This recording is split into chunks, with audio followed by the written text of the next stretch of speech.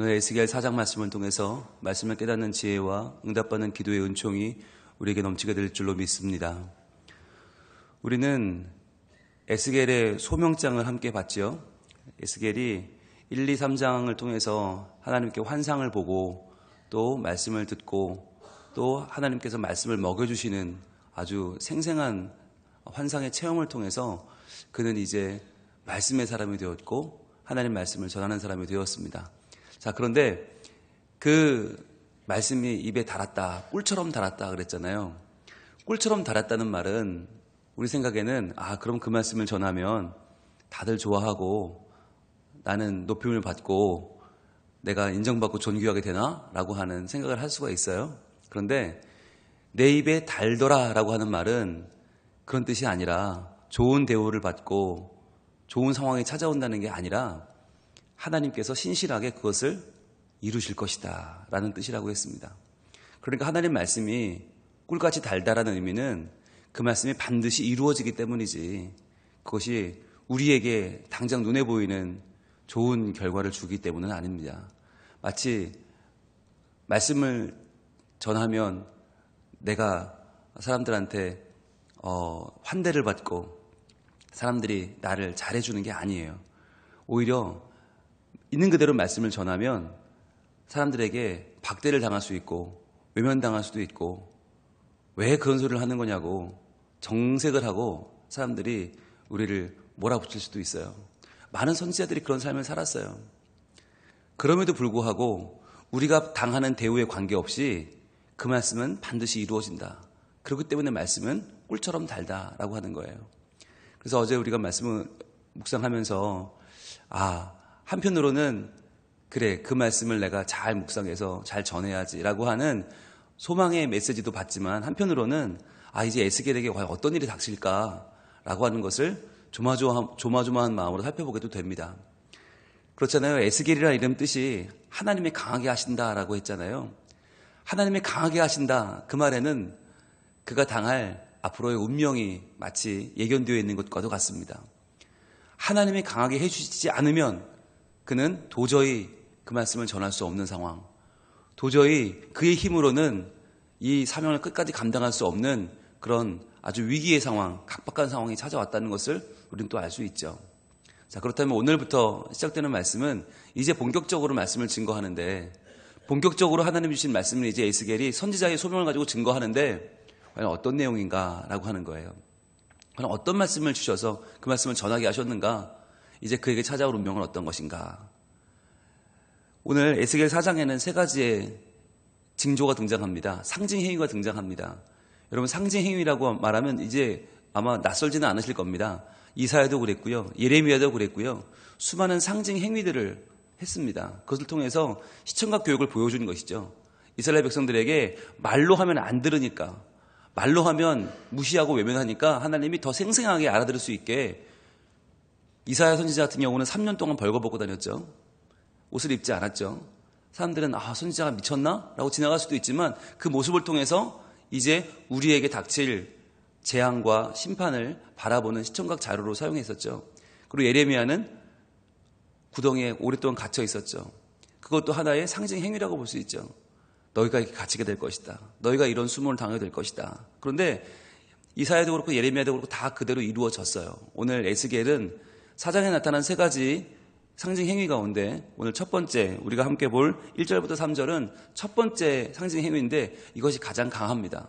가장 강하고 가장 명확합니다. 우리 함께 보도록 하겠습니다. 1절입니다. 너 인자야 토판을 가져다가 그것을 내 앞에 놓고 한 성읍 곧 예루살렘을 그 위에 그리고 그랬어요. 토판이라고 하는 것은 이 진흙으로 아이들이 소꿉장난 하듯이 여기가 우리 집이고 여기는 우리 교회야. 여기서 가게고 여기서 가게 들려서 여기서 아이스크림 사가지고 나 교회 간다. 이런 식으로 아이들이 소꿉장난 하잖아요. 그것처럼 진흙으로 만든 토판을 가지고 마치 블럭 쌓기처럼 그렇게 뭔가 하나의 모형을 만들어라 라고 하는 뜻이에요. 자, 그런데 만들긴 만드는데 뭘 만드나? 예루살렘을 만들라는 거예요. 여러분, 예루살렘을 만들어 놓으면 이게 티가 날 수밖에 없어요. 왜냐하면 예루살렘은 굉장히 높은 고지대에 있어요.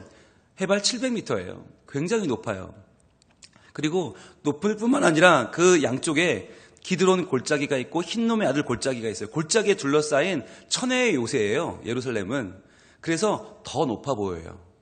워낙 높은 데다가 양쪽에 다 이 골짜기들이 쌓여 있기 때문에 이것은 누가 봐도 알아볼 수 있는 그런 모습인 거죠. 그러니까 에스겔이 이걸 쌓고 있을 때 거길 지나가는 이 이스라엘 사람들이 그걸 보고 예루살렘이다 라고 한눈에 알아볼 수 있는 거예요. 한눈에. 마치 우리가 뭐 지도를 그릴 때 뭐가 있으면 이거 어딘데 라고 알 수 있는 게 있잖아요. 뭘 그리면 될까요? 부산의 상징은 뭔가요? 요즘 부산의 상징이 광안대교더라고요. 예, 광안대교를 이렇게 길게 해놓으면 이거 부산이네 라고 알 수 있는 그런 상징이 되더라고요.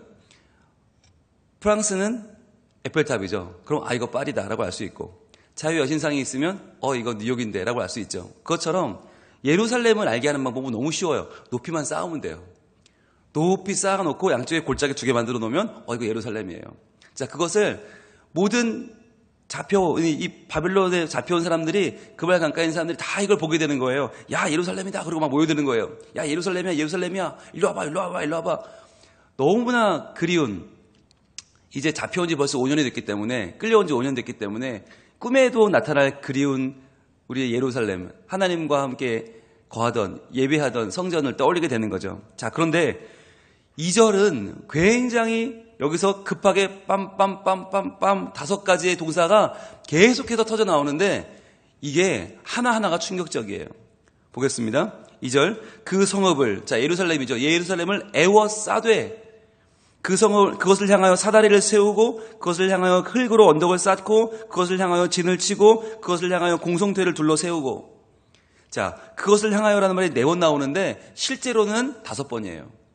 맨 앞에도 생략되어 있어요. 자, 그것을 향하여 에워싸라. 에워싼다는 말은 완전히 에워싸서 도망갈 곳이 없게 만들라는 거예요. 그 어떤 한 명도 도망갈 수 없게, 쥐새끼 한 마리 나갈 수 없게 완전히 에워싸라는 거예요. 완전히 포위해라. 여러분, 불길한 징조가 들지 않습니까? 지금 우리가 두고 온 예루살렘, 근데 예루살렘은 아직 망하지 않았어요. 아직 5년도 남았어요. 망하려면. 아직 히드기야 왕이 있어요. 허수아비지만 왕도 있고, 아직까지 중심들도 있고, 아직까지 사람들이 살고 있어요. 그런데 그 예루살렘 성을 완전히 둘러싸라. 이 안에 벌써 그것을 향하여란 말이 들어있거든요. R이라고 하는 영어로 안티가 들어있어요. 자, 그것을 완전히 대항해서 그것을 대하여 둘러싸라. 완전히 감싸서 그들을 서서히 고사시켜라. 이것이 그 당시 바빌론의 작전이었죠. 그래서 막판에 가면 먹을 것이 떨어져서 어머니들이 자기 자식을 잡아먹는 지경까지 이르죠. 처참한 지경에 이르죠. 자, 그것을 지금 미리 보여주시는 거예요. 완전히 에워싸서 포위한다. 그 다음에 그것을 향하여 사다리를 세워라. 여기 사다리는 공성전을 할 때 그 성에 올려놓고 병사들이 올라가는 그 나무를 말하는 것입니다.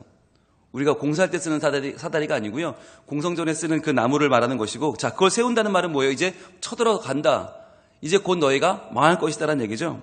그 다음에 그것을 향하여 흙으로 언덕을 쌓는다. 자, 성이 견고한 이유는, 성이 버틸 수 있는 이유는 높기 때문 아닙니까? 그런데 땅에서 흙을 계속 흙을 쌓아서 둔덕을 쌓는 거예요. 그래서 그 성벽까지 자연스러운 언덕을 만들어버리면 어떻게 되겠어요? 성의 의미가 없는 거죠. 그때부터는 계속 올라가서 군사들이 그 성을 점령하고 마는 거죠. 이스라엘의 성지순례를 가시면 마사다라고 하는 최후의 격전지가 있습니다. 이스라엘이 로마가 쳐들어왔을 때 마지막으로 버텼던 최후의 항전을 했던 장소가 마사다예요. 그런데 그 마사다라고 하는 요새가 어떻게 무너졌는가? 바로 이렇게 무너졌어요.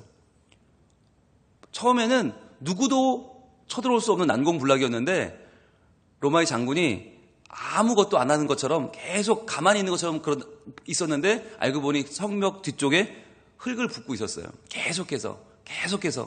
그러니까 이게 처음엔 우스워 보이죠. 야, 흙 좀 부어서 뭐 우리 성을 따라와? 야, 정신이 없구나. 그런데 이걸 하루, 이틀, 한 달, 몇 달을 계속 하니까 결국에는 그 흙이 성벽까지 올라와 버린 거예요. 그리고는 로마 군대가 그 위로 쳐들어와서 들어가 보니까 그 안에 다 죽고 없더라. 자교를 한 거예요. 우리가 더러운 할례 받지 못한 로마인들 손에 죽을 수 없다. 그리고는 미리 자결을 해버린 거예요. 그 격전지가 마사다라고 하는 성체가 지금도 남아있는데 그 방법이죠. 흙으로 언덕을 쌓는 거죠. 그 다음에 그것을 향하여 진을 치고 여기에 모든 총 공세를 다 다하는 거죠. 모든 무게를 든 군인들이 이제 마지막으로 진을 치고 공격을 하는데 그것을 향하여 공성퇴를 둘러세우고, 공성퇴는 여기서 말하는 카렘이란 단어는 원래 수량의 뿔입니다. 수량의 뿔, 아주 단단하고 무겁죠. 그것을 들고 다녀요. 그런데 이게 들고 다닐 때는 너무너무 힘들고 무거운데 이것이 성을 공격할 때는 가장 확실한 무기가 됩니다. 그것을 술에 싣고 앞으로 달려가면서 성문을 공격하는 거예요. 그렇게 몇 번을 치고 나면 아무리 견고한 성물도 박살이 나는 거죠. 그렇게 성문이 열리고 나면 그 성은 함락되는 겁니다. 자, 그러니까 지금 2절이 뭘 보여주는 겁니까? 예루살렘 성벽이 무너지고 이 성의 문은 뜯겨나가고 모든 흙이 쌓여져서 적군들이 넘어가서 결국은 예루살렘이 망할 것이다 라고 하는 걸 예언하는 거예요. 여러분, 이게 얼마나 끔찍한 예언입니까? 지금 바벨론의 포로로 끌려와 있는 사람들, 그 사람들의 마음속에 남아있는 단 하나의 희망이 뭐냐? 예루살렘이에요. 나는 여기 포로로 끌려와 있지만, 비록 우린 다 지금 포로지만, 그러나 우리 예루살렘 성이 건재하기 때문에 우리는 지금이라도 돌아갈 수 있어. 이게 그들의 마음이었어요. 지금이라도 우린 돌아간다. 지금이라도 우리 구하러 올 거야. 우린 지금이라도 풀려날 수 있어. 라고 하는 소망 가운데 살아갔단 말이에요. 그런데 그것이 완전히 망한다. 완전히 가루 하나 남지 않고 완전히 망한다라는 걸 지금 에스겔이 보여주는 겁니다. 하나님의 말씀으로, 상징 행위로 말이죠. 여러분, 이게 과연 그 당시 사람들에게는 어떤 반응을 가져왔을까요? 아마 충격이었을 겁니다. 충격과 공포 그 자체죠. 아니, 지금 뭐 하시는 거냐고. 지금 말이 당신이 하나님 사람 맞냐고 말이야. 아니, 당신 왜 이런 끔찍한 일을 벌이는 거냐고. 왜 우리한테 공포감을 조성하냐고. 왜 우리한테 지금 이따위 짓을 해서 우리를 지금 분노하게 하는 거냐고 아마 사람들이 가만히 있지 않았을 겁니다. 그런데 하나님이 여기서 멈춘 게 하는 게 아니라 3절에 또 말씀하십니다. 또 철판을 가져다가, 또 라고 하는 말은 이 멸망이라고 하는 이 재앙이 끝나지 않고 더 강해지는 건데요. 철판을 가져다가 너와 성읍 사이에 두어 철벽을 삼고 성을 포위하는 것처럼 에워싸라. 이 철은 뭘까요? 이 철벽은 뭘까요? 철판은 뭘까요? 철이라고 하는 것은 여러분 지금 토판으로, 흙으로 만든, 진흙으로 만든 이 예루살렘 성에 비해서 철판은 훨씬 더 강력한 이미지를 주죠. 그런데 철판을 에스겔과 이 예루살렘 성 사이에 세운다는 말은 뭐냐면 이 에스겔을 하나님으로 지금 보는 거예요. 하나님 명령으로 하는 거니까. 에스겔을 하나님으로 본다면 에스겔과 예루살렘 사이에 철판이 놓인다는 건 무슨 뜻일까요? 단절된다는 거죠. 하나님이 그들을 떠났다라고 하는 것을 보여주는 거예요. 한편으로는 하나님도 그들을 대적하고 있는 거예요. 자, 그동안 그들이 믿었던 것은 하나님은 예루살렘의 보호자시다라고 하는 거였잖아요. 하나님이 우리를 보호하신다. 그런데 그 하나님이 우리를 떠났고 하나님이 오히려 우리를 대적하신다라는 걸 보여주는 이 상징 행위입니다. 이걸 왜 보여주는 걸까? 아마 사람들이 여기서 흥분했을 겁니다. 성을 포위하는 것처럼 에워싸는데 그 주체가 누구냐? 하나님이라는 거예요. 즉 성을 둘러싸는 것이 바벨론 군대가 아니라 어쩌다가 실수로 잘못 온 나라가 아니라 하나님께서 주체가 되어서 그것을 포위하고 계시다. 하나님이 그 백성을 망하게 하신다는 거예요. 그러면서 마지막으로 이것이 이스라엘 족속에게 징조가 되리라 라고 말해요. 징조다. 이것은 징조라는 것이 무엇입니까? 앞으로 행할 일을 보여주는 실마리가 되는 것이죠. 앞으로 곧 예루살렘이 망하는데 이렇게 망할 텐데 그 망하는 주체는 누구냐? 하나님이라는 거예요. 하나님이 그들을 망하게 하실 것이다. 왜요? 왜 하나님이 자기 백성을 망하게 합니까? 왜 하나님이 예루살렘을 무너지게 합니까? 이유가 무엇입니까? 여러분, 예루살렘은요 이미 이스라엘 사람들에게, 유대인들에게 헛된 희망이 되었습니다. 헛된 우상이 되었습니다.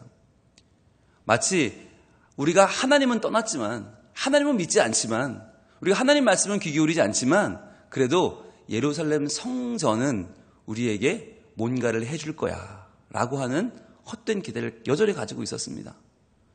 왜냐하면 히스기야 왕 때 아수르 왕 사네립이 쳐들어왔잖아요. 그때 하나님이 어떻게 하셨어요? 예루살렘 성을 견고히 지켜주셔서 도리어 사네립의 군대 18만 5천 명이 떼죽음을 당하고 사네립은 고향으로 도망갔다 거기서 죽었어요. 그러니까 그때 이스라엘이 망할 줄 알았는데 안 망하고 아수르의 손에 망하지 않고 18만 5천 명이 지들끼리 싸우다 죽어버리고 그 왕은 도망쳤다 죽고, 이걸 보면서 이스라엘 백성들이 무슨 생각을 했냐면, 야, 예루살렘 성전이 정말 영험한가 봐, 용한가 봐. 그래, 우리가 성전에서 기도했더니 야, 성전이 우리를 지켜줬네? 라고 엉뚱한 생각을 하는 거예요. 지금 이스라엘 백성이 바벨론에게 망하고 포로로 끌려온 이유가 뭐예요? 두 가지예요. 하나님이 아닌 이방신들을 믿고 그들을 더 의뢰하고 신뢰했기 때문이고, 또 하나는 그들의 죄성으로 말미암아 하나님을 거역했기 때문이에요. 이 두 가지 잘못인데 지금 이스라엘 백성들은 하나님은 우리가 버렸지만 예루살렘 성은 우리에게 아직 남아있다, 이것을 희망으로 삼았다는 거예요. 그래서 하나님이 그 예루살렘 성까지도 완전히 박살내실 것이다, 완전히 파멸시킬 것이다 라고 하는 것을 지금 선언하고 있는 겁니다. 하나 남은 희망도 꺾어버리겠다는 거예요. 왜 그렇습니까? 왜 이게 징조가 됩니까? 우리는 악한 본성을 가지고 있어서 하나라도 뭔가가 남아있으면 그것을 의지하는 우리의 죄성이 있기 때문이에요.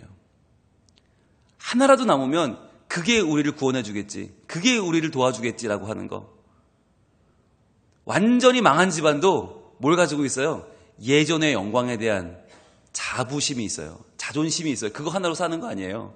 지금 우리는 망했지만 예전에 말이다, 너희 38대 할아버지는 말이다, 너희의 집안이 말이야, 우리가 어떤 분들은 그래요. 우리가 이북에서 내려올 때 다 놓고 왔는데 통일만 되면 말이지, 우리가 올라가면 99칸짜리 집이 있고, 뭐 올라만 가면 말이다, 뭐 평양에 뭐가 있고, 저 해주에 뭐가 있고, 개성에 뭐가 있고. 여러분, 그게 뭐예요? 차라리 다 내려놓고 차라리 하나님 잘못했습니다, 하나님 우리가 죄인입니다, 하나님 우리가 하나님을 거역하고 우상을 따랐습니다, 하나님 잘못했습니다, 용서해 주세요, 모든 것을 내려놓고 회개하며 나가야 되는데, 그게 아니라 뭐 하나라도 잡는 거예요. 뭐 하나라도. 풀뿌리라도 잡고 그거라도 잡고 버티고 싶은 것이 우리의 마음이라는 거예요. 그러나 하나님은 그거라도 부셔버리고 그거라도 끊어버리고 그거라도 망하게 하시면서 결국 그것은 무엇을 보여주는 징조입니까? 우리가 하나님 외에는 그 어떤 것도 의지해서는 안 되며 하나님 아닌 그 어떤 것도 우리를 지켜줄 수 없다고 하는 징조인 것이에요. 하나님께서는 처음에 예루살렘 성전을 멸망시킬 계획이 없었어요. 그냥 이스라엘 왕들이, 유다 왕들이 하나님 말씀대로, 선지자들이 외친 대로 그냥 바벨론에 항복했으면 끝나요. 아무것도, 아무런 일도 벌어지지 않아요. 그런데 버티다 결국에는 세 차례의 공습을 받고 완전히 망해버립니다. 지금 두 차례 공습 받았어요. 두 차례까지 받고 포로로 끌려온 이 에스겔과 사람들이 지금 5년째 되었어요. 마지막 5년 후에 찾아올 3차 공습, 완전히 멸망하는 그날을 지금 에스겔은 보여주고 있는 것입니다. 여러분, 이것처럼 사람이 한꺼번에 망하지는 않아요. 이스라엘 백성이 1차, 2차, 3차 공습으로 천천히 망한 것처럼 사람도 한꺼번에 망하지는 않아요. 그러나 하나님 말씀을 듣지 않으면, 귀 기울이지 않으면 중요한 건 반드시 망한다는 거예요. 반드시 망한다. 오늘날 이 세상을 한번 보세요. 어디로 가고 있습니까? 방향은 딱 한 군데로 가고 있어요. 하나님 반대 방향으로 가고 있어요. 하나님이 없는 길로 가고 있어요. 서로 욕심부리고, 서로 혐오하고, 서로 죽고 죽이고, 서로 너를 밟고 내가 사는 그 길, 하나님이 계시지 않은 길, 평화가 없고 기쁨이 없고 자유가 없는, 천국이 없는 지옥이 되어가고 있어요. 여러분, 이것을 바라보면서 교회가 무엇을 외쳐야 됩니까? 교회가 비위 맞추면서 아이고 잘하고 계십니다, 아이고 훌륭하십니다, 그래요 그렇게 하세요, 이러면 되겠습니까? 안 되는 거예요. 우리는 세상과는 반대의 길을 가더라도 계속해서 우리가 외쳐야 될 말은 하나인 거예요. 그렇게 살면 망한다, 그렇게 살면 안 된다, 하나님의 말씀대로 살아야 한다 라고 외치는 거예요. 왜 그러냐? 하나님이 에스겔을 세운 이유가 있어요. 그리고 그 이유는 똑같이 우리를 세운 이유이기도 합니다. 그것 때문입니다. 왜 하나님이 에스겔에게 이렇게 마음에 걸리는, 사람들에게 불편한 일을 자꾸 시키시는가? 이유는 하나입니다. 우리 3장 17절 한번 봅니다. 우리 어제 봤던 내용 가운데 3장 17절. 왜 이런 말씀을 전해야 되는가? 3장 17절 같이 봅니다. 시작. 인자야, 내가 너를 이스라엘 족속의 파수꾼으로 세웠으니 너는 내 입의 말을 듣고 나를 대신하여 그들을 깨우치라. 자, 누구로 세웠다고요? 파수꾼으로 세웠다는 거예요. 이것 때문이에요. 여러분, 파수꾼은 누구냐? 파수꾼은 망대에 올라가서 지금 성 안에 사람들이 보지 못하는 성 밖의 상황을 보는 사람들이에요. 더 넓은 눈으로 더 멀리 보는 사람이 파수꾼이에요. 근데 파수꾼을 왜 세웁니까? 거기 서서 보고 있다가 적들이 쳐들어오면 알려주라고. 알려주면 성 안에 있는 사람들이 움직이는 거 아니에요. 하나님은 이 세상 사람들이 보지 못하는 것을 보는 믿음의 사람들, 믿음의 눈을 가진 사람들을 세우십니다. 그 파수꾼이 에스겔이고 그 파수꾼이 우리들입니다. 여러분, 파수꾼은요, 용감한 전사일 필요는 없어요. 파수꾼은 아주 훌륭한 전술가일 필요는 없어요. 그러나 파수꾼에게 요구되는 단 한 가지 조건이 있다면 뭐냐? 깨어 있어야 한다는 것입니다. 파수꾼이 잠들어 버리거나 파수꾼이 자리를 떠나면 안 돼요. 그 자리를 지키고 계속해서 눈을 부릅뜨고 봐야 돼요. 그러면서 사람들이 보지 못하는 걸 보고 알려줘야 되는 거예요. 그런데 여러분, 사람들은 파수꾼의 말을 듣지 않죠. 에스겔이 외쳤지만 듣지 않았어요. 이사야, 예레미야 외쳤지만 듣지 않아요. 왜 안 듣습니까? 두 가지 이유가 있어요. 첫 번째는 자기네는 못 봤거든요. 본 게 다르기 때문이에요. 자기는 성 안에만 있으니까 못 본 것을 파수꾼은 본단 말이죠. 저 성 밖에 쳐들어오는 적군들을 보고 이 세계의 정세가 어떻게 움직이나 영적인 이 움직임을 보고 본 게 다르기 때문에 사람들은 듣지 않는 거예요. 또 하나 무엇입니까? 이유는, 듣지 않는 이유는 귀찮거든요. 힘들거든요. 야, 먹고 사는 것도 힘들어 죽겠는데 무슨 하나님 말씀이냐, 무슨 교회를 가라고 그러냐, 뭐 하나님 따르라고 그러냐, 야, 우리 사는 것도 힘들다 라고 하면 사람들은 변화를 싫어하는 거예요. 물론 지금 살아가는 게 행복하지 않아요. 지금 살아가는 게 만족하지 않아요. 그럼에도 불구하고 귀찮고 힘든 거예요. 내가 지금까지 살아오던 돈과 명예와 성공과 건강을 향해 살아오던 내 인생을 하나님의 진리 말씀으로 바꾼다는 게 너무나 이것이 에너지가 들어가니까 사람들은 듣지 않는 거예요. 그러나 파수꾼은 어떻게 해야 됩니까? 깨어 있어서 계속해서 외쳐야 합니다. 그것이 바로 듣든지 듣지 않던지입니다. 듣는다고 더 신나서 전하고 안 듣는다고 포기하라는 게 아니라 사람들이 귀를 막고 자기만의 삶을 살아갈지라도 그러나 계속해서 우리는 하나님의 말씀을 가지고 그 말씀을 전파하며 그 말씀을 살아내야만 한다는 것입니다. 오늘 우리의 삶은 과연 사람들에게 하나님의 말씀을 보여주는 시청각 자료가 될 수 있을까요? 과연 사람들은 우리의 살아가는 모습을 보고 세상 사람들과는 좀 다르네. 저 사람들은 우리랑은 다르네. 왜 다르지? 라고 하는 궁금증을 가지게 될까요? 우리가 하는 일을 보면서 저 사람들의 이 꿈은 세상에 있지 않은 것 같아. 저 사람들의 중심은 우리와는 달라. 우리와는 다른 더 가치 있는 뭔가 새로운 것을 향하고 있어. 저들은 우리가 못 본 것을 보는 것 같아. 저들이 이 시대의 진정한 파수꾼인 것 같아. 라고 생각하고 있습니까? 아니면 똑같이 먹고 마시고 즐기고 지키고 여기서 누리며 모든 것을 끝내려는 사람처럼 살고 있지는 않습니까? 오늘 하나님 주신 이 말씀을 우리 마음에 품고 우리의 마음이 달라지기를 원하고 우리의 순종이 달라지기를 원하고 우리의 삶이 달라지기를 원합니다.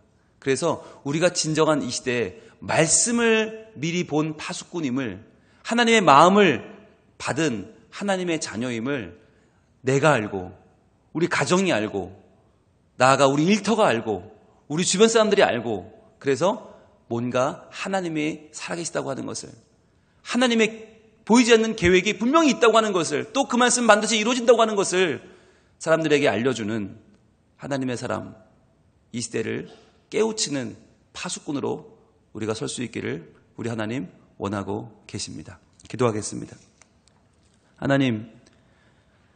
하나님은 이 시대를 돌이키게 하기 위해서 이 죄악된 세상을 회개로 이끌고 하나님께로 나오게 하기 위해서 에스겔을 그리고 우리를 파수꾼으로 세우십니다. 그리고 우리에게 깨우치라고 하십니다. 그래서 에스겔은 성을 쌓고 그 성이 무너지는 그 참담한 과정을 그대로 재현해서 보여줍니다. 하나님, 과연 우리는 어떻게 살고 있습니까? 과연 우리는 하나님을 보여주는 사람으로 살고 있습니까? 우리는 하나님의 구원 행동을 보여주는 선각자들로 깨어있는 파수꾼으로 살고 있습니까? 하나님, 오늘 우리의 삶이 다른 목적으로 살기를 원합니다. 사람들과는 다른 중심을 가지고 살기 원합니다. 먹고 사는 것이 다가 아니라 정말 하나님이 원하시는 일은 뭘까? 하나님이 기뻐하시는 일은 뭘까를 한 번 더 고민하며 내 삶을 주께 드리는 거룩한 하나님의 사람으로 살게 하여 주시옵소서. 그렇게 살아갈 때에 우리를 바라보는 다음 세대가, 우리의 자녀들이 믿음으로 새로운 길을 가게 될 줄로 믿사오니 하나님, 이 말씀으로 우리를 변화시켜 주시고 우리의 다음 세대, 우리의 자녀들을 하나님의 길로 인도하여 주시옵소서. 예수님 이름으로 기도합니다. 아멘.